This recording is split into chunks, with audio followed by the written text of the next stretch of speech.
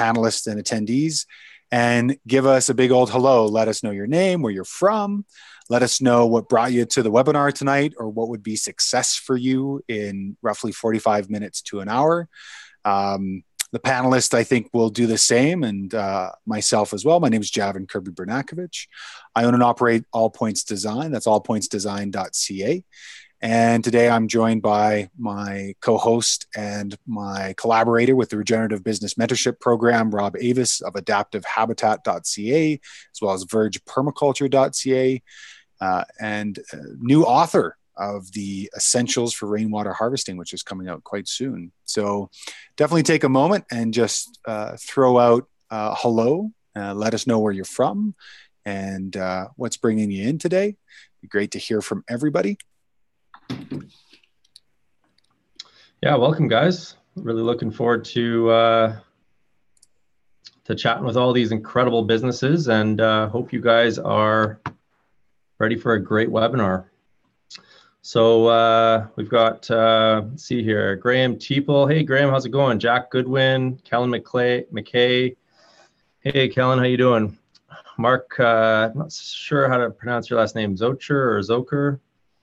And Tim Wickstrom. Nice to have you, Tim. Great you can make it. Awesome. Well, thanks to everybody for coming in. And if there's new folks that are coming, feel free to throw in a hello over on the side. It'd be great to hear from you. Today, we're going to be talking with three really unique businesses and three absolutely incredible business entrepreneurs, designers, installers, and generally positive, stellar human beings whom Rob and I both had the pleasure of working with over 2 offerings of the Regenerative Business Mentorship Program Level 1. Now, the business program that Rob and I put together was based upon principles. It's a principles-based approach. And in that, if you understand the principles, which we've already given out to the world through podcasts with Diego Footer and his podcast, Creative Destruction, once you understand the principles and work with the principles, you can basically apply them in any way, shape, and form specific to your site, to your business, to the number of people in your business. And as I was just talking with John and Rachel a little bit before the call, they both said, yeah, it's going to take another year to augment and to put them into place even more so, because as we start working with principles, it sinks in deeper and deeper and deeper. That's the great thing about these little lines of truth, is that when we really understand them and play with them, we understand how they can affect our business and how they can affect our mindset. So today we'll be talking with all three. We'll be running through 4 questions. If you do end up having a question for a business, we're going to have a small amount of time at the end of the program to ask maybe 1 or 2 questions. So if you have a question for Josh or for John or for Rachel or for Rob and myself, we're happy to see those. Feel free to put them into the Q&A box on the Zoom webinar. And if you're on YouTube Live, feel free to throw them in, and I'm sure Rob will catch them. But I think first and foremost, I think what I'll do is I'll get our 3 panelists to introduce themselves, where they're from, what their businesses are about, and finally, where their businesses and where they were a year or a year and a half ago before they decided to jump on to the program. So I think, Rachel, I said your name first, so we'll go with you if that's all right. Hi, I'm Rachel. I am in Napa, California, and I'm running a 1-acre farm, CSA farm, that just started this past year, and also have a edible garden design and farm management consulting business. And a year ago, I was just recently moved from Sonoma to Napa, so that's about like 45 minutes drive. And I was still spending most of my time working as a farm manager at a farm in Glen Ellen, 45 minutes away, that was owned by other people, and had occasional side work doing design or consulting work. And can't quite remember, but I think it had been a while since I'd done any design or consulting work at that point.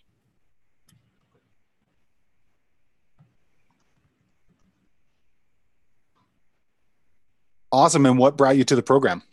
Actually, a friend, Kellen McKay, who's on tonight, had told me about it. And when I read about it, it sounded like it was just perfect for me. I'd been wanting to really be fully self-employed and always had trouble working for other people. And it just seemed like it covered a lot of what I would need to make that shift. Great. Great. Thanks, Kellen. John, would you mind introducing yourself? And I'm the owner operator of Our Land Organics. We're an ecological landscape design build company based out of the Cincinnati, Ohio area, Northern Kentucky area. And we do consultancy, design, and then also the installation portion of the project. So where I was a year ago, and what really attracted me to this was, I've been in business for a few years, but I was still feeling a bit isolated in terms of community and having, a language to really get across what I'm doing and the actual value of the work that I'm doing. I was still kind of developing that, and just, listening to Rob and Javin, walk through the principles, it really resonated with me. And it really has given me a language to work with clients and really kind of convey what I do and how it can help them out. So going through the program really helped develop that, and I'm continuing to develop that right now. Awesome, John. Thank you so much. I really appreciate that. Josh, would you mind introducing yourself and your business? Okay, so my name's Josh. Can everyone hear me here? Yeah, right on. Okay, so my name's Josh, and I'm one of 3 owners of Edible Landscapes Design, and we operate here out of Victoria, BC in Canada. And about a year ago, the 3 of us, my 2 business partners and I, we'd been running our business for, I believe, 4 years last year. And we've been having success, and we've been working with, good clients, and we'd had some successes and we'd had some bumpy points. And I would say that one of the challenges that we were really struggling with was between the 3 business partners and really having a common language, as was just alluded to. Common language, a strategy that we could unify behind, and really something to help us take our business to the next level, because we had been sort of chugging along and things had been pretty consistent for the last couple of years. But we also had this sense that if we didn't come up with a real strategy that we could all rally behind, that if we started having growth as we were expecting, that it could actually be a really challenging thing, because we were finding that keeping people happy was a challenge. Completing the jobs but still keeping the pipeline full was a challenge. So there's a lot of moving parts, and we were just starting to get a taste of the reality of really what it takes to handle a business beyond just having passion for it. We really needed some real strategies to move forward. So that's what brought us here. Thanks, Josh. Appreciate that. It's always fascinating to hear what brings people to a program or to an offering or to a book, for that matter, because it helps people understand what might be their own issues or problems and how they might relate. Next question for the 3 of you. And actually, John, you brought up a good point, is that upon reading some of the copy, you kind of felt like this might be a program for you. So at least on Zoom, I'll throw up the URL if folks want to take a look at some of the ad copy and read some of that. And Rob, if you can put that on to YouTube as well, that'd be great. The next question for our panelists is, what was your experience of the Regenerative Business Mentorship Program, and what were some of your main takeaways? And I think we'll go back to you, John, and we'll just keep going back and across the 3 Brady bunch I see on top of my screen.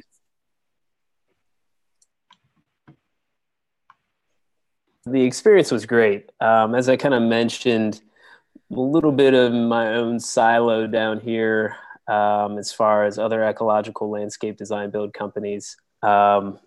So meeting weekly with these people who are all kind of enthusiastic, but also, putting the rubber to the road and actually doing the work as well. And then, being able to check in with both you and Rob was huge.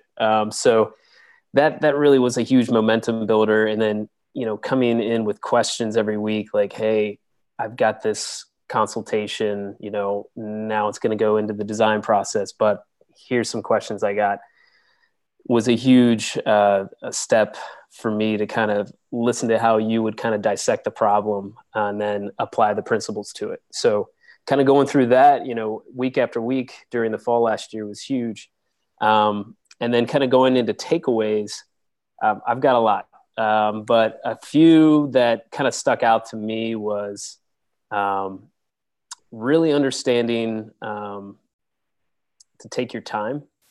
One of the principles is, we do not subsidize, and kind of really not just grasping for any work that just can come. And that is tough to do when you're starting out. And, I've been at this now for a few years, so I'd kind of gotten past that initial hump, but then there's this kind of gray area where you start to kind of get a feel for the jobs that you do want, but then also you have to kind of deflect jobs that may not be the best fit, and kind of coming up with a language on how to work with that and developing a good fit call was something that we did during the class. And just kind of going back to that language of understanding and having that consistency every time you interact with clients really is a momentum builder. I can't understate that in terms of what was really helpful as I developed along with the class there. So those are a few. I'd be happy to touch on some more, but I'm going to let some of the others talk here a little bit. Thanks so much, John. You brought up that wonderful word that I think all of us in the program know by heart now, good fit. And for folks that are watching this and may not know, when John says a good fit call is a sales call, but it's not a sales call. It's a good fit call. It's when somebody calls and is interested in our business, we speak with them, and the only thing we're trying to figure out is this person a good fit for us, and are we a good fit for them? And as John has spoken, it's pretty exponential once you start to play that way. So John, thanks very much for bringing that up, and we'll put it into a little vocabulary book on the side someplace at some point. We won't do that at all. We're not that technologically advanced, but I'd like to be that technologically advanced. Thanks a lot, John. Rachel, what was your experience of the program, and maybe a takeaway or two? Also a great experience. There was just the weekly podcasts, and then really like re-listening to them multiple times, as well as I would re-listen to the question and answer sessions and get a lot from giving time to let the information sink in. And then the being assigned the partner that we had weekly calls was like very valuable as well. So the takeaways, I feel like I did not get a chance, with me being in my peak busy season right now, to go back and look over the PDF. And it was just like what came to mind. And I feel like there's been many things from the mentorship that have like continued to like come into my mind, maybe on a daily basis, a weekly basis, but one of them is about how can I make this easy? So in planning my CSA farm, which days am I going to do which days am I going to let people pick up shares? How am I going to make this easy for me, that I can still take a weekend off, for example? And then the client process, there's just been a lot of them, the client process, and setting up my website and setting up a way for people to sign up for the CSA and pay me and have like only a few payments, and making that an easy process for me and for them, I think has been like hugely successful.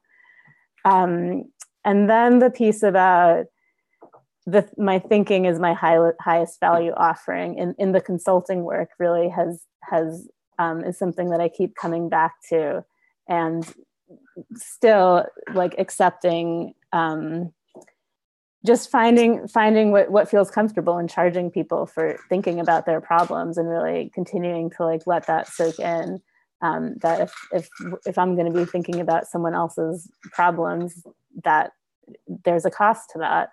Let's see.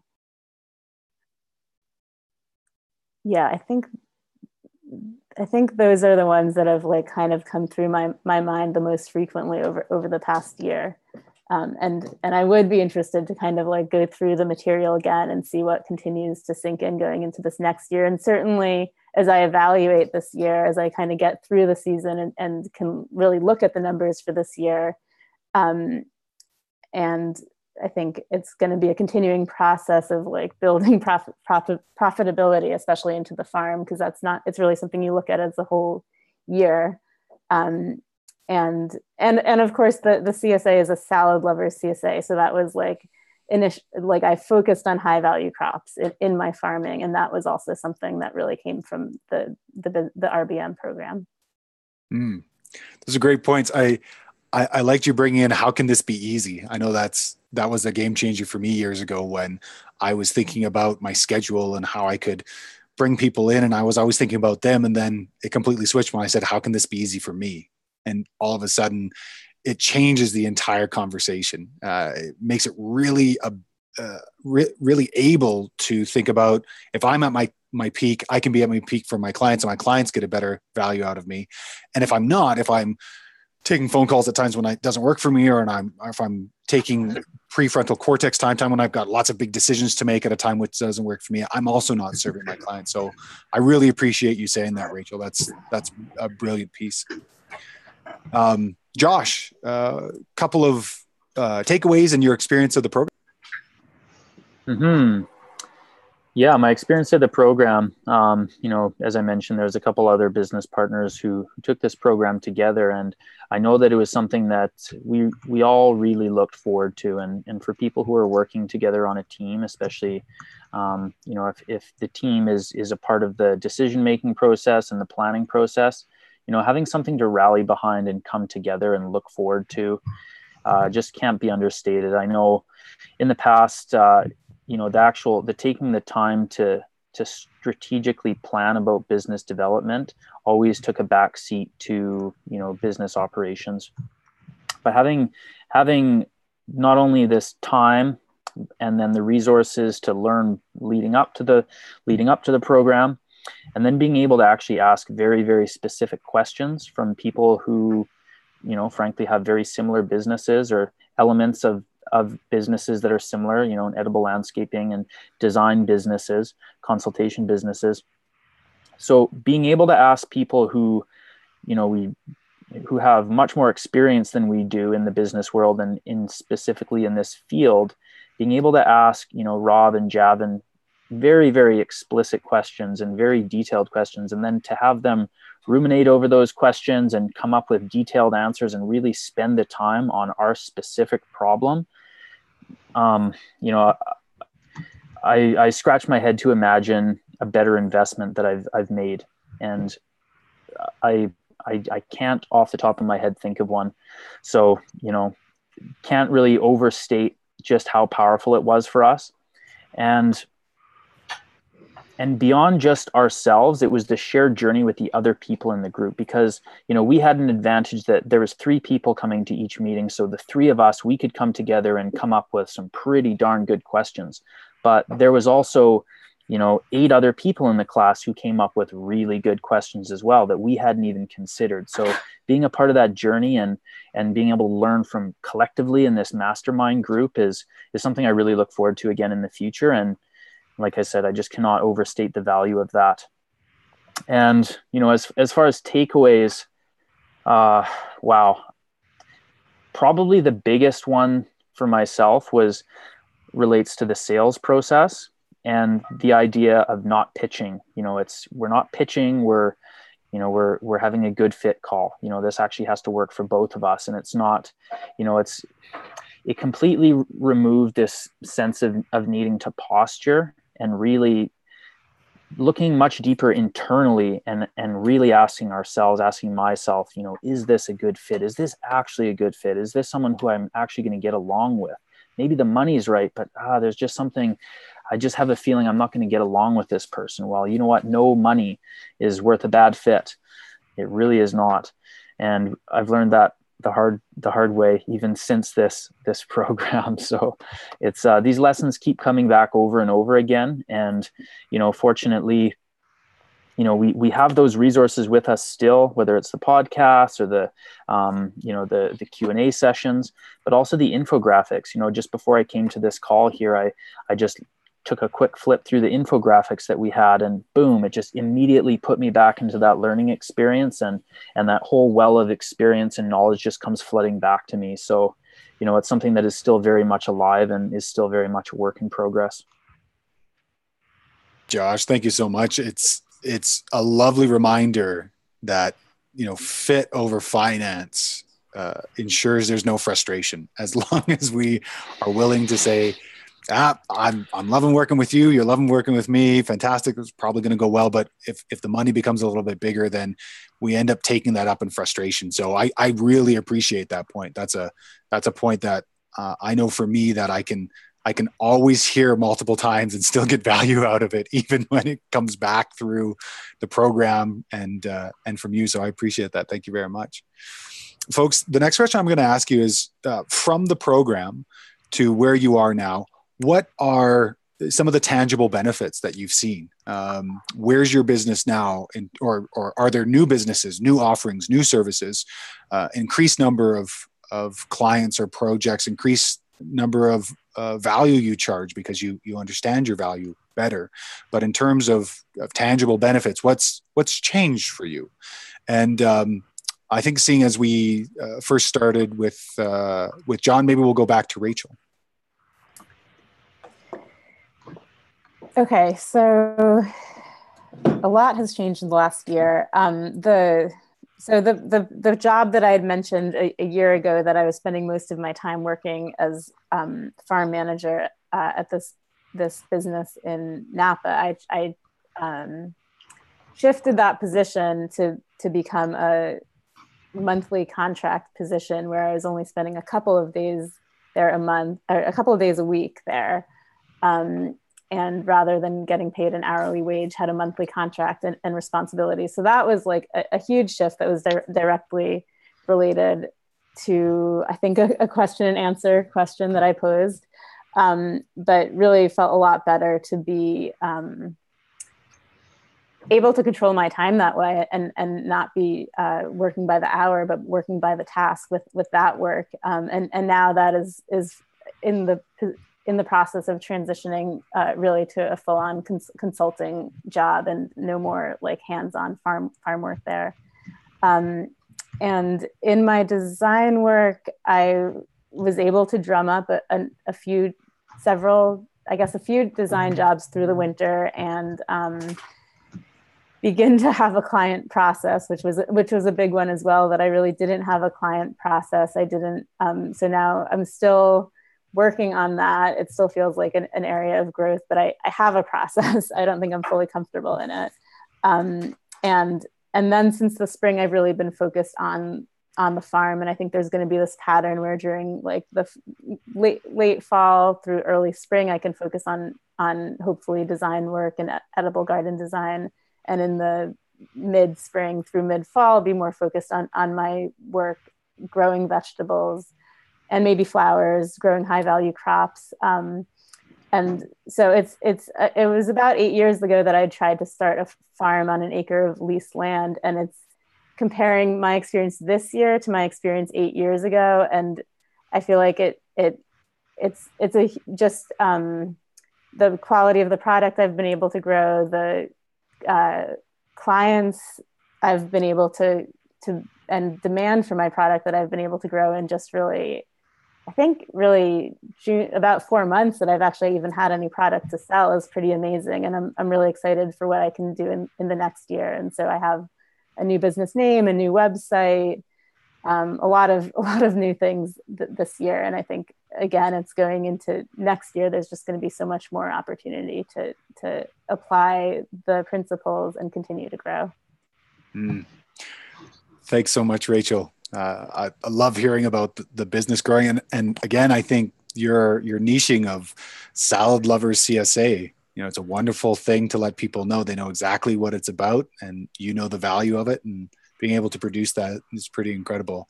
I'm a little disappointed I don't live closer, so I can be one of your CSA members, because I am a salad lover. And then I wouldn't have to pick my neighbor's dandelions, but that's another story for another time. John, how about yourself, sir?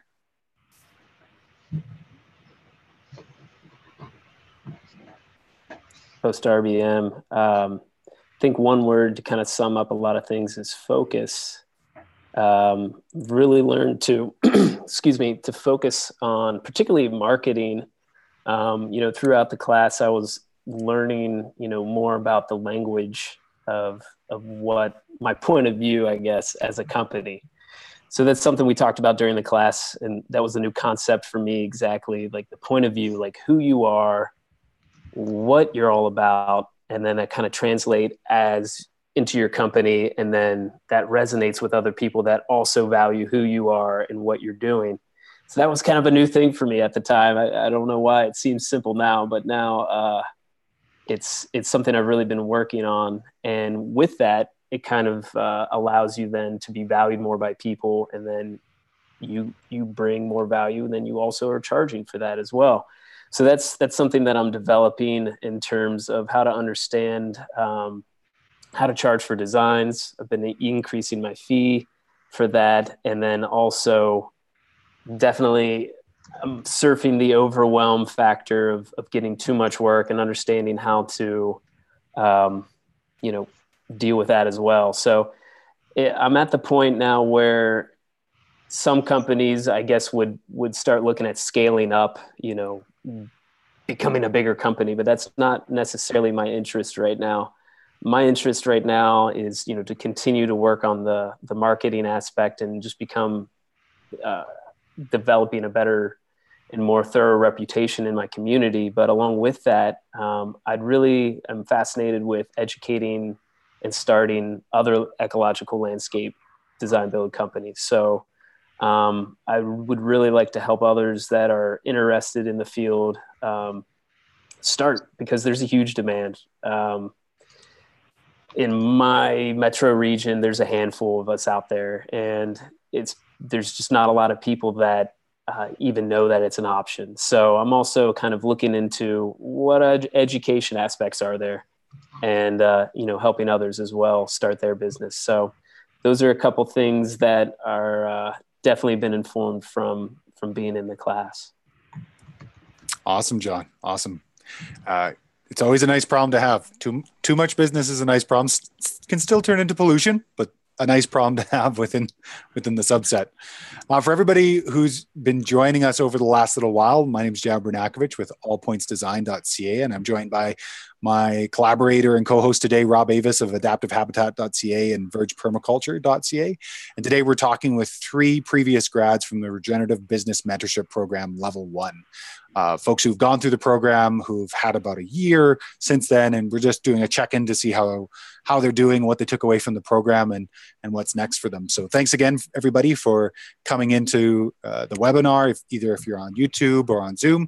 If you're new, do please throw out where you're from and what you're hoping to get out of this. It'd be great to hear from you again. Josh, how about yourself, sir? What's been some of the tangible takeaways or the changes in the business you've seen, or what's been some of the improvements, and where's your business now? So I would say that, one of the first principles, we are profitable. We do not subsidize. That was a big wake up call, because we realized that we had been subsidizing a lot of work. We'd been subsidizing all of our sales calls. We'd been subsidizing huge amounts of design work, huge amounts of management work. We had this feeling that, we needed to be price competitive, and that meant having the lowest price and being more accessible to people. But it had also been coming to a point where we were running ourselves completely ragged. We were working huge hours and not making enough money to really make it regenerative for ourselves. So having that realization of what that our thinking, as mentioned also before by Rachel, that our thinking is one of our highest value offerings, if not our highest value offering. It's actually okay to charge for the time that I'm sitting and thinking about someone's problem. So that was a big one. And with that, we realized that we needed to adjust our design prices. And we did adjust our design prices, and they were quite a bit more, 2 to 3 times and upwards of the design rates we were charging in the past. And we found, at first, I remember the first sales call of sort of mustering the courage to say, okay, this is how much our design costs, and thinking, oh, there's no way these people are going to be able to afford this. But remembering, this is about a fit. If this is a fit for our client, then great. And if not, great, because there's someone else out there. And, when they didn't bat an eye and they said, yeah, okay, yeah, let's do this. That was a big wake up call. And what we found is that by being able to charge right for the services that we offer, we're able to offer a way better product. And, people were buzzing about it after. People were far happier. The people who we've charged much more money to have been far happier than the people we've charged less money to. So that was a huge takeaway. And then just the overall, the ease of which receiving new clients and working with new clients has been huge. For myself, I used to get quite anxious about making a sales call. And, one story that really comes to mind is after we had written out our sales process and practice it with each other, at one point in time, I actually received a phone call and I was laying in bed. It was, about 7:30 or 8 in the morning on a weekend. And I saw a phone call coming in, and I knew it was forwarded from our company answering network. And without question, I just picked up the phone. I was literally still laying in bed, and I just launched into the system that we'd created. And the system did its work, and the system landed us a job that we charged about 5 times more than we'd ever charged a design for. And, to this day, those are maybe our best clients, our most appreciative clients. And it was easy. That was the thing that was very shocking about it, was that it was actually very, very easy. So, realizing that there's a different way of moving forward with business, and it doesn't have to be a real struggle. It can actually just be about finding the right people and making the right connections.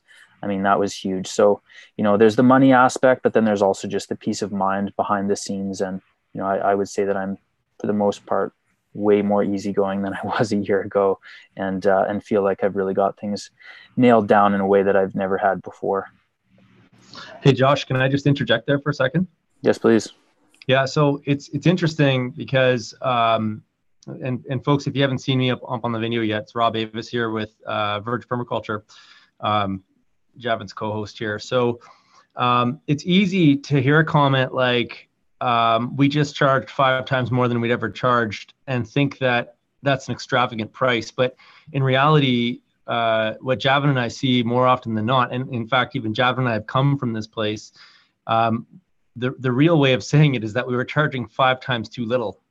And so it's an incredible, and I really hear what you're saying there in terms of being able to show up at a job, to be paid appropriately, and be able to do incredible work. And really that's what it's all about. And part of it's a sales process and all these other principles that you've already spoken about. And so I just, give you guys a pat on the back for that. That's an incredible milestone. And it's just so wonderful to hear. If I could, thank you. And if I could just add one thing to that there, as part of that, we did have a bit of a challenge with feeling like we had made our prices inaccessible to some people. And, our mission is to really make sure that more people have more food to eat in the world. But one of the things that you guys really helped us with was creating a sales funnel, creating different layers of offerings. So, our premium service is, our full scale design, but beneath that, we have a bunch of other offerings that we can offer to people and ways of helping people as well. So I would say that our services are actually more accessible than they were in the past. So that's just something to take note of. Great point, Josh. Great point that when we build our businesses, we don't necessarily have to just segment. We don't have to narrow in on one, call it economic segment within the market. We can actually continue to offer a full spectrum of services and a full spectrum of products to folks of different levels, depending if they want to take up some of the work. And I think that's something that you guys have done really well, is you've got the almost pseudo DIY where you help people understand and process themselves So it's those folks that are closer to the DIY conversation. They got a little bit of understanding, a little bit of comprehension, and then all the way up to the, we can hold your hand, all the way up to the, we can put you in a cart and push you around at the same time and bring you to what you need. But it's levels of guidance. And I think that's really a really important thing for people to realize, not even in this program, but in your education in life. There's everything from you doing every single piece of the work, you scouring the internet, you finding every single piece of information you need and doing it, all the way to having a bit of a guiding hand, all the way to having a group of people help you, plus an accountability partner, plus two people who've been there before and have made the mistakes and really want to do it with you, to then taking the next step for some people. And I know both Rob and I have worked with folks who want to do business coaching one-on-one, and all the way along there, those are spectrums of interactions, just like there's spectrums of interaction for a design build company, from, hey, we'll help you out with your ideas and what you're doing, to we'll do everything and you don't have to worry about it. So Josh, thank you very much for bringing in that point. I think it's an important one for people to pick up. So we're rounding the bend here. We only got one more question for you folks. And if folks haven't seen it, there's Indiana Jones, still one of my all-time favorite movies, when he's in that cave and he's taken the golden idol and he's putting in the sack of sand, and he turns around and it's not the right weight, and up comes the boulder and he runs away. I like to think of it this way: from RBM, what's some of those golden statues that you're like, I can't believe I got this piece from here, and I would love to give it to as many people as possible. And this is a great time to do it, to give that away to somebody else. And hopefully just this webinar alone will help somebody get that little nugget, maybe big golden idol, that they can apply to their business right now, today, tomorrow, within the next week, and really do exceptional work. Because the point here isn't to hoard, isn't to keep tight, but to allow these principles to roam freely, to interact with people, to really help people catch, as Rob calls it, this incredible wave that's coming towards our industry.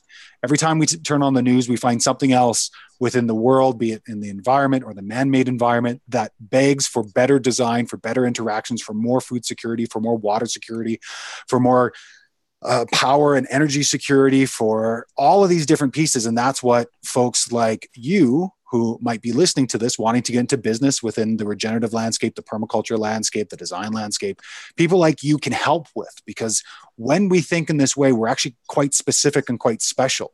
We're able to bring somebody in and to diagnose them, to understand their problems, and then to recommend treatment.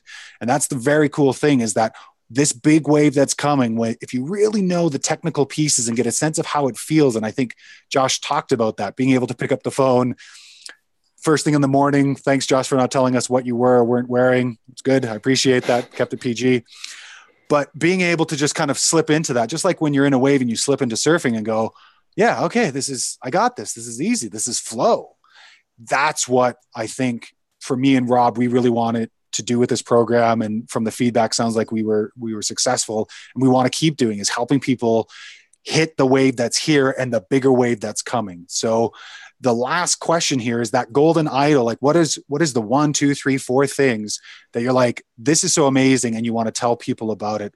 What are some of those pieces? So John, it's fair to go back to you, even though Josh is wearing the Indiana Jones hat.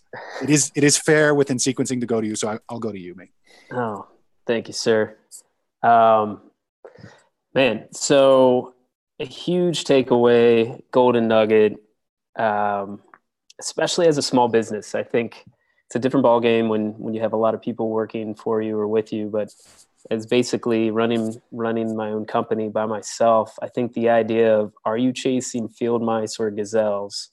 And this was something, we went over during the course. And basically what that means is that, are you going after work, smaller jobs versus larger jobs? And of course, like inherently, yeah, you would think you would go for the larger jobs, but you sometimes don't. You actually find yourself taking on smaller jobs. And what I didn't really understand at the time is that the level of time commitment to facilitate a smaller job, kind of the bandwidth it takes, email communication, client communication, all that kind of things, really becomes very similar when you really kind of analyze the difference between a smaller paying job versus a larger paying job, especially in the design build realm. So that was a big concept that I'm still to this day kind of learning how to, understanding how to get towards those larger jobs. So that's one little golden nugget there. And I think I want to return back to the idea of the point of view marketing. I can't stress that enough, is that really let yourself be who you are, especially when you're this kind of smaller. We're all kind of, Rachel, Josh, we're small companies. So we're doing this because we love it. And then we also have a technical aptitude probably with a lot of things that we're doing. So that kind of just comes out in our nature. And I think understanding how to communicate that as a company was something I think I was kind of playing the safe game with, and never really running a business before. So, going through that aspect of understanding who you are truly, and then how you want that to manifest in your company, huge thing for me. So yeah, those are some nuggets, some golden nuggets to swipe there before the boulder runs you over. John, you took my metaphor. I'm pleased as punch. I can't tell you. Thanks so much, John. I really appreciate those. Rachel, what are some of the things that you've taken away at this point that is still resonating with you and you'd like folks to know about to potentially help themselves? So again, the biggest one is really about like, how can this be easy? And especially in running a mostly vegetable farm, where people, and so how can this be easy to me? It's, I want to work hard. I want to think hard. But I want work-life balance, and I want to not always be working, and I want time for lots of other things in my life that I also love. And so often farmers just like work all the time. And so really bringing, how can I make this easy? How can I not work all the time? How can I run a profitable farming operation without, and still have a life? And I feel like that's what I continue to bring, and in that, like the CSA and having like big CSA boxes and people, and requiring people to sign up for the whole season, and that various ways that I am making it easier for myself in the design of my farm, and who I'm marketing to, and another one is thinking about what are the problems that I want to solve, and somehow even as I really do see the consulting and design work hopefully growing over time, it also has like brought me back to actually like wanting to run my own farm, because one of the biggest problems I want to solve is how to farm profitably, and I feel like I need to like continue to figure that out for myself before I can completely confidently guide other people in that process. But like that really feels like a guiding question in finding the work. What are the problems that I want to solve? Brilliant, Rachel. Thank you so much for that. I think that's a question that is a perennial question, because as the world changes around us, as we change, as sometimes our location changes or the people change around us, sometimes that question of what are the problems I really love to solve can change as well. And I appreciate you being open to that and being receptive and being aware, like, no, it is feeding people, and I'd like to get back to that. So brilliant. Again, I need to be closer so you can feed me, because I eat a lot of food. It's just something that happens. Thanks so much, Rachel. Indiana with the hat. Well, actually, it's funny. It's not Indiana, because as we know from the movies, his name was Junior. So, but the dog's name was Junior. No, the dog's name was Indiana. Anyways, Josh, golden idols, golden statues. What are some of the pieces that you're still like, yeah, I want to give this away. I want people to know about this and do better with them, with their work and what they're doing. I want to offer the reflection that you and Rob offered to us, in that our time is valuable. Our time is very, very valuable, and that it's a lack of, actually, I'm not going to say a lack. There's a huge opportunity to fully value our time and who we are and the gifts that we have to offer. And that by subsidizing and trying to be a fit for everyone, it just wears us down. And that, you know, it's just not worth it. And in fact, it hinders our capacity to help people. It hinders our capacity to really, really help people when we're subsidizing our time. So that was a huge one, and a lesson that I've continually learned, you know, over and over again, and hope to put to rest.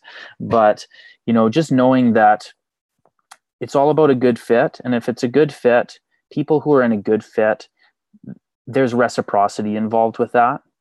And that it's just, there's nothing good that comes from devaluing our time, our personal time. So that's one. The other major one was, and this, it almost seemed like it was just a strategy within the good fit call to say, okay, you know, like we offer a guarantee, and that's a compelling statement. But once that statement has been made, you actually have to offer the guarantee. So by having that as a notion within our sales pitch, and then actually standing behind that, and that is extremely powerful. That was an immediate level up to our process. And it made us realize that, you know, we actually need to charge enough money so that we can take enough time so that we are so thorough that we really can guarantee all the work that we do. So I would offer that to, you know, to everyone here who's listening, to really think what it would take to be able to guarantee your services. That was huge. That was a complete game changer. And with that, you know, working with the wrong person, it's very difficult to offer a guarantee to someone who's not a good fit. It's not going to work out well. So, you know, not pitching and valuing ourselves. And then the best way to differentiate ourselves is just by being ourselves and just being completely at peace with the fact that, hey, I'm not the right fit for everyone. And that's actually okay, because I would much rather not work with someone and work with the right people, because working with the right people is just a breeze and an absolute pleasure. And it's a pleasure for everyone involved. So, you know, trying to make it work with everyone, it actually hurts people in the end. And, you know, and I would just offer that to everyone, you know, be yourselves, value your time, and do what it takes to offer a guarantee. Is it odd to say amen during a webinar? I feel like it might be a bit odd. Hallelujah. No, it's really interesting for me to be in this position a year later to hear the three of you speak from your core, from your essence, and be speaking with the same vehemency that Rob and I were speaking during the podcast, through the infographics, through the open season calls where we took your problems and really thought about them, and to hear it reflected back. It's really compelling to me to know that the work that we put out has come back to us. And I think that's a wonderful indicator. It's a great indicator of success that it's been worthwhile for Rob and I to invest in this program, and then to put the time and energy, because as everybody knows, especially with education, it's really hard to get all that time back, because you spend all that time developing and offering and thinking and fretting and debrief and pre-briefs and all the rest of it. But it was worth it as of this moment because of what the three of you just told me. So, you know, thank you so much for your time. I really appreciated everything you said. And I really want to thank you for your time. We've got two questions, at least from the Zoom side. So I think what I'll do is I'll run over what the Regenerative Business Mentorship Program is about. And then one of the questions is directly to you three. So if you guys are cool to stay on for maybe another 2 or 3 minutes, it'd be great to put that question back to you, and then we'll wrap it up. So for everybody out there in internet land, the Regenerative Business Mentorship Program has 2 levels. Level 1, which is principles 1 through 6, and level 2, which is principles 7 through 12. And we are offering a level 1, principles 1 through 6, starting on October 17th, going through to February of 2019. Now, it's only 13 weeks of programming, which means we're taking a very generous, a very needed break off during the holiday season, during reflection time, during the change of the calendar.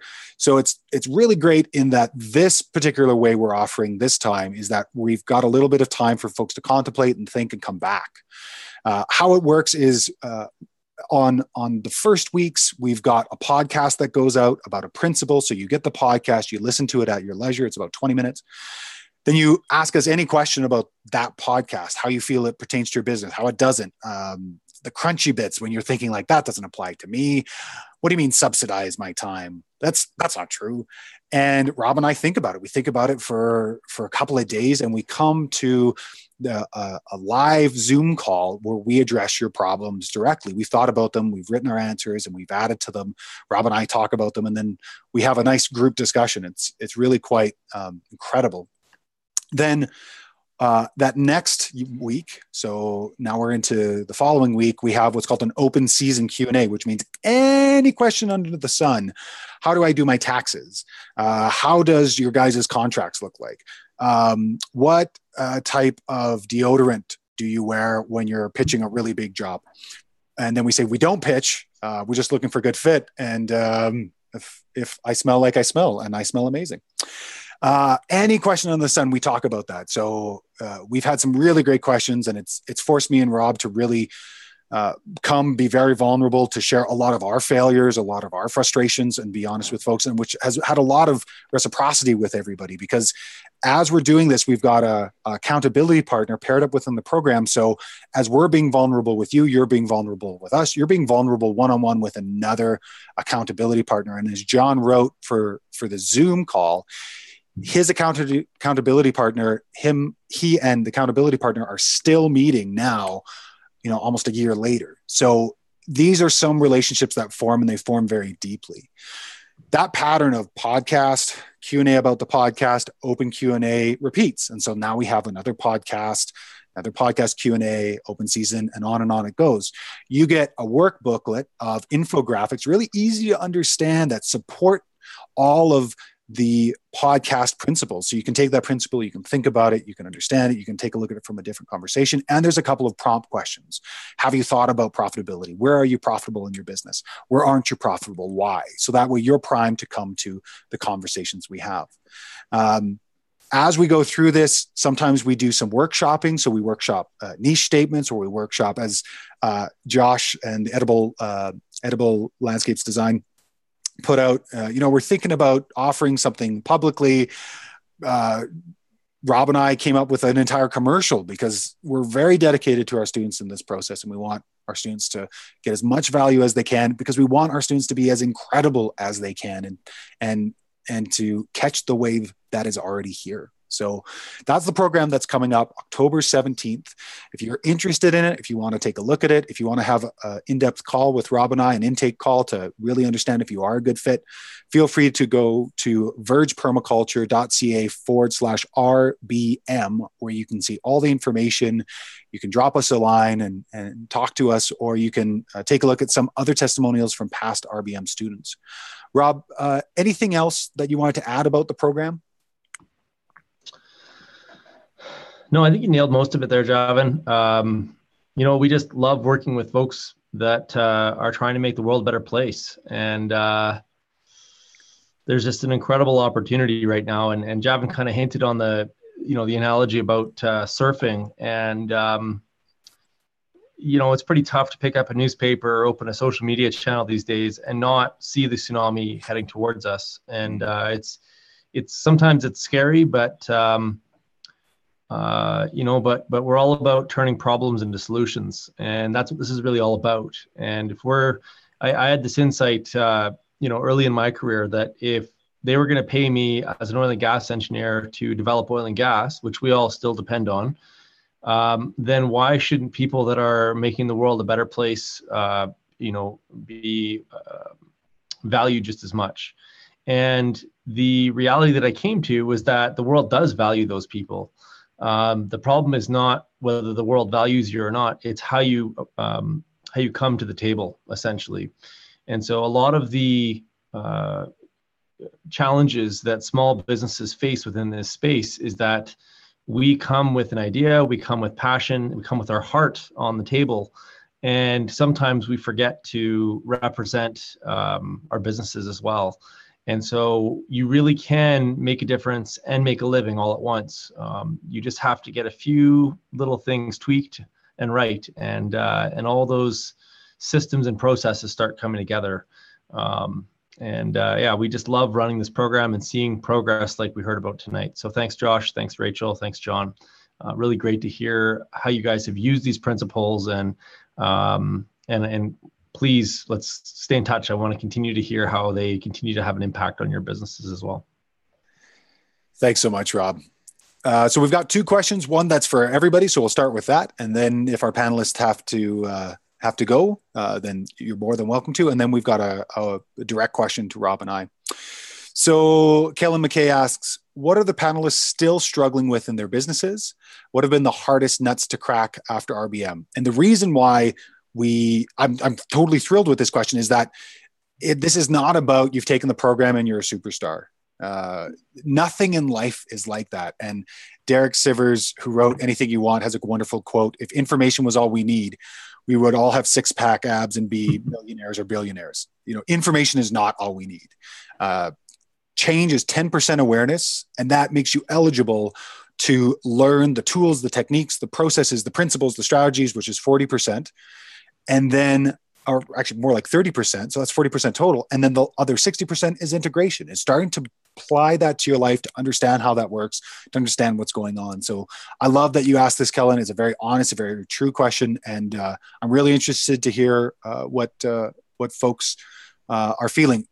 You're not all obligated to answer this question. If you don't want to answer, not a problem, but just throw your hand up and we'll go to you if you're keen to answer the question of John. I see your hand, so I'll unmute you and I'll ask the question again. What are the panelists still struggling with in their businesses, and what have been the hardest nuts to crack after RBM? Go for it, John. Sure. So something that definitely still struggle with is managing the surges of working in such a seasonal field. So classically springtime, just getting really swamped with work. And then, wintertime, it's definitely a lot slower. So still learning how to capture that work and set expectations. So to kind of smooth out the stress levels throughout the year, I think is something that I'm still working with.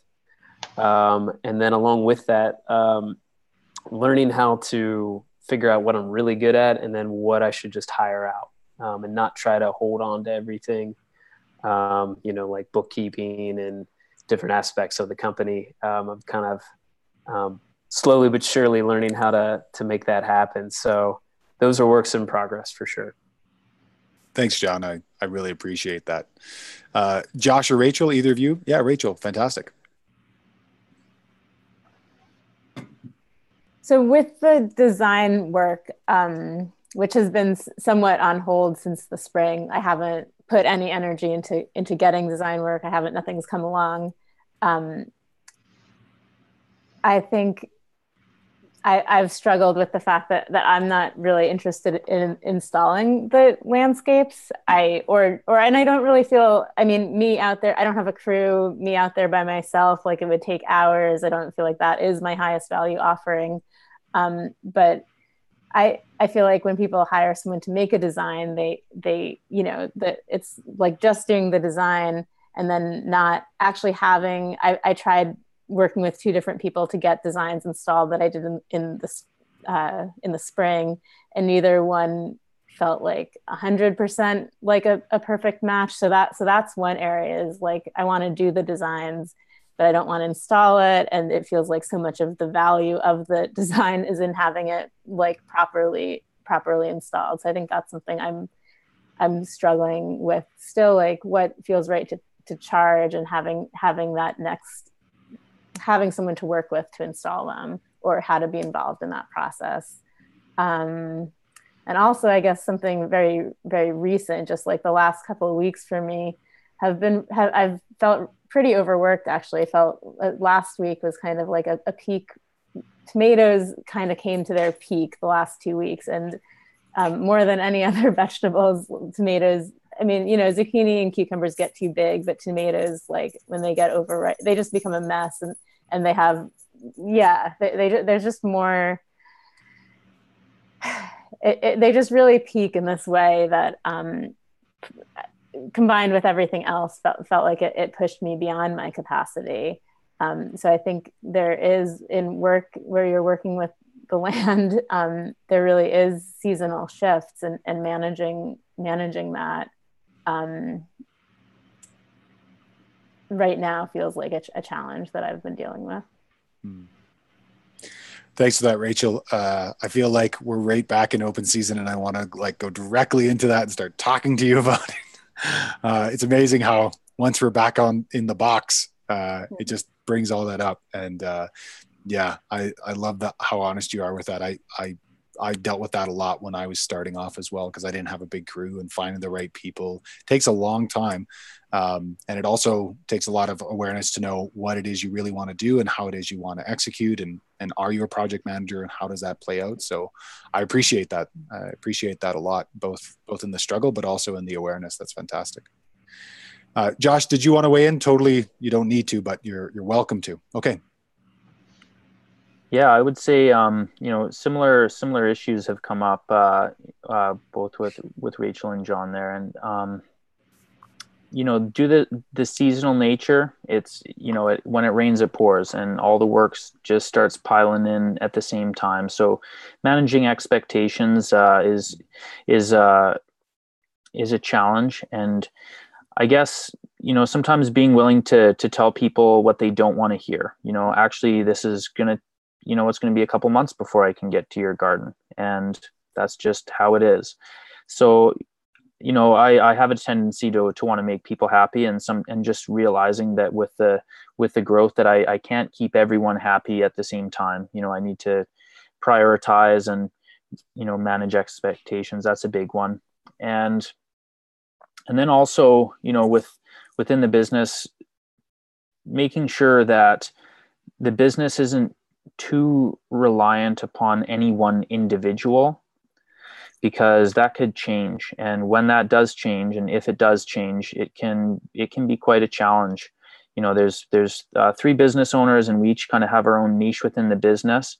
But for a variety of reasons, 2 of my other business partners have had to step back to do other things this year. And that's been a big wake up call, and how much I value them, but also how dependent I've been on them in the past. So,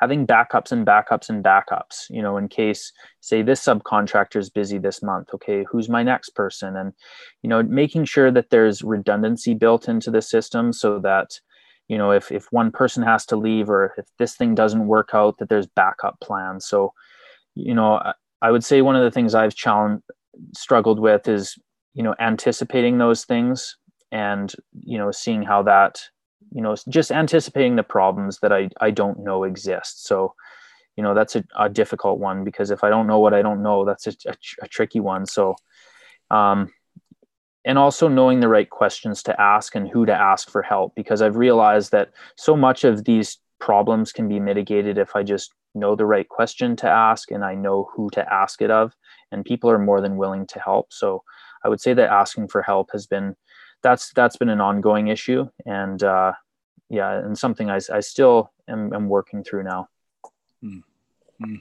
Thanks so much, Josh. I appreciate hearing that. On the other side of my business of life design and working with limiting beliefs, I hear that a lot from business owners, is dealing with wanting to please and wanting to say absolutely yes. And even with all the good fit and the understanding and all the rest of it and valuing time, there is still that impulse. And so I appreciate you bringing that up. Guys, I'm just so very happy. Rachel, Josh, John, folks, thank you so much for spending your time this evening. I know you guys are very busy, and I really appreciate you taking the time to talk about the Regenerative Business Mentorship Program and to talk about your businesses. Thank you so much for your time and for your conversation. I wish you guys the very best as fall turns into winter, and hopefully the tomatoes slow down and there's time for reflection. There's time to come back into self-care as well. So thank you very much for your time, folks. If you guys have to leave, no worries at all. I'll unmute you guys and give you a chance to say goodbye and tell people your business websites and all that good stuff. We've got one more question, so I'll let you guys say goodbye and then and tell people your businesses. And then we've got one more question from Tim. we'll finish up. And just before we hit that question from Tim, I just wanted to say, if you guys want to get access to this video again, it's been recorded on YouTube, so you can watch it again and listen to the answers. If you're looking for any information on regenerative business mentorship, the link is in the show notes below. And if you have any questions for Javan or I, you can schedule one-on-one calls. We'd happily talk to you with a good fit call, 20 minutes to see if you're a fit. The program is completely guaranteed. So if you don't get value out of it, then you get your money back. And so we practice what we preach. It's really important to us. We're not interested in necessarily taking in people that we can't help. We really want to help other people to level up. And so we're very selective about, who is going to get value from this program, essentially. So again, check the show notes below for the link. If you want more information, it's all there on the webpage. You can find information on how to get in touch with Javan and myself. And if you guys found this video useful, hit the like button, and we'll see you guys in the next video. Awesome. Josh, John, and Rachel, feel free to jump in and say your farewells and let people know how they can get in touch with you. Thank you, guys. This was fun to be a part of. I just posted my website. It's littlemoonfarmnapa.com. Awesome. Thanks, Rachel. Yeah, thank you for the honor of speaking on here. Okay. Bye. Bye. Thanks so much for being here. All right. Thanks, everyone. It's been a huge pleasure, and thanks, Rob and Javan again. And to everyone out there, whether it's in this program or not, do yourselves a favor and invest in yourselves, and the people you love will benefit from it. So that's my message. And our website is www.edible.design, and I'll put that down in the notes here as well. Thanks, everyone. Thanks so much, Josh. All right. Well, it was a pleasure to be with everyone tonight, and really an honor as well. I put a link to my website there, and if any of the attendees tonight want to reach out to me with any questions about what it was like being in the class, I'd be happy to chat. So really got a ton out of it, and I think that's why we're all here tonight to kind of communicate that. So yeah, looking forward to hearing from some folks, and have a great night, everyone. Thanks so much, John. And for people who are looking for John's website, it's landorganics.org. So for folks that are just watching, want to write that down, there you go. Last question we have here.